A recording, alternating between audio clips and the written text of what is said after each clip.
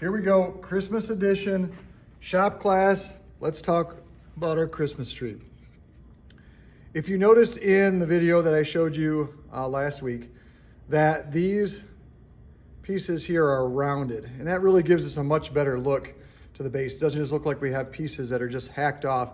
It looks like we've spent some attention to the detail and it looks way nicer. So let's talk about that. So I have my 4 pieces, cut 2 3/4. I have 4 of those, and now I'm gonna go on a little road trip. And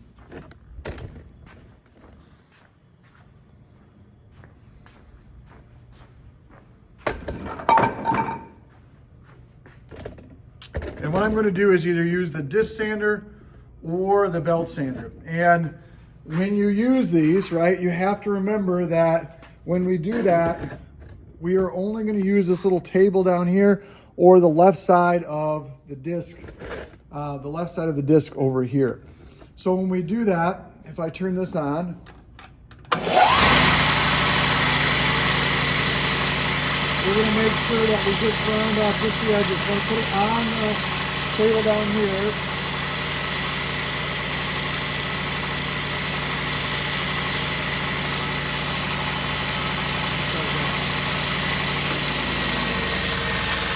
The disc sander would be doing the exact same thing over here. Now notice when we did that, it's probably hard to see on camera, but I didn't push very hard. If you push hard on this, you're gonna flat spot these. It's gonna sand them all really crooked. We just barely want the edges kind of nipped off and rounded. Now I can take these and I can sand these. And I wanna sand this part into this part so it's all one piece. And if I have a rough side like this, I wanna sand those out also. In this case, I try to put them on the bottom, especially with the red on there, and try to sand most of that off. So we'll take our road trip back.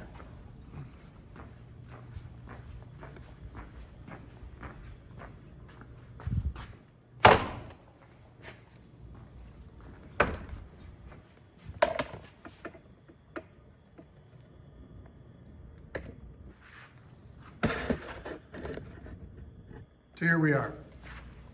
So now I have some different things here. This is kind of my example that I just showed you. This is, forget the holes in this, I'm just using a scrap piece that we had available, so I wasn't using someone's project or something that was going to be used on a project. Now we can go ahead and glue these together. Now I've went ahead and there's a lot of different ways to do this, and I kind of went back and forth trying to think in my brain how it's going to be the easiest to have students put these together and not hurt themselves. We do have a pin nailer that we'll be using to put the branches on, or a brad nailer, but to put that brad nailer so close to the edge and trying to hang on to it and trying to have it not shoot out the side in your hands is not a very easy thing. So what I'm going to be doing, if you look at this, right, we're looking at this kind of odd shape here. So what we're gonna do is take some wood glue, and I'll try to make a glue station like this so we'll make it a little bit easier. And we're going to simply glue that on there like that. And we're gonna just simply put the glue just like that. And then, if you look here, right, now we're gonna go in this direction, like this. And then we're gonna go, if you dry fit this together, it's gonna be way easier. And then we're gonna go like this. And then over here like that. So now that I have the one glued on there, all right, I can go back to my glue. I'm gonna glue this all the way over here. And stick that one on there like that. Over here, like that. Glue that on, and then I'm gonna take glue. It'll probably be easier if I glue it on here like that so it doesn't fly off again. And glue that on here like this. Get those all stuck together really well. And now what I would recommend doing is trying to transport this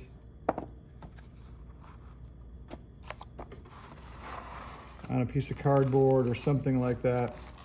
It's gonna fall all apart on me while I hold on to it here. This should be made for the bloopers here. All right, so then it's all glued together the way we want it. Get everything even. Then I can transport that to the cabinet and let it dry. Now you're probably gonna use a little more glue. You don't want the glue to drip out because it's gonna stick everywhere. We really don't wanna see the glue as much as we, or as little as we can. So that'll help us a ton. So then we can transport that into the cabinet. Make sure it's set in the cabinet, ready to dry, and then we're good to go there. So now we can go ahead and focus on the branches. Now these have to be painted. We know what they look like, right? We know what order they go in, right?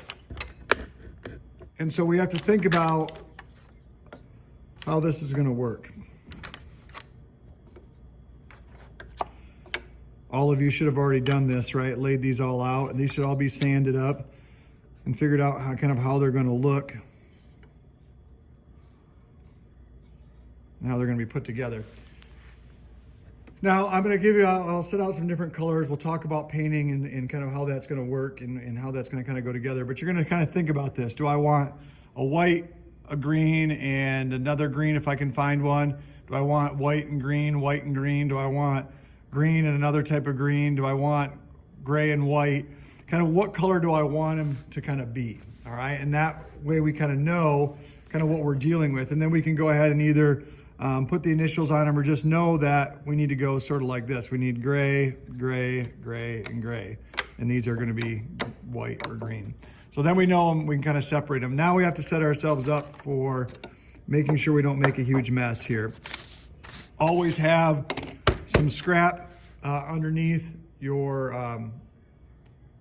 work surface so we're not getting paint all over the tables. I already told you my frustration with painting and how much of a mess that can be.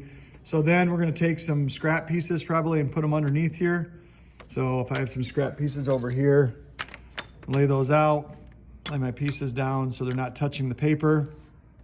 And then I'm gonna go ahead and, of course, dip into my paint, and then I'm gonna paint all of my pieces. We have to use our imagination here, right?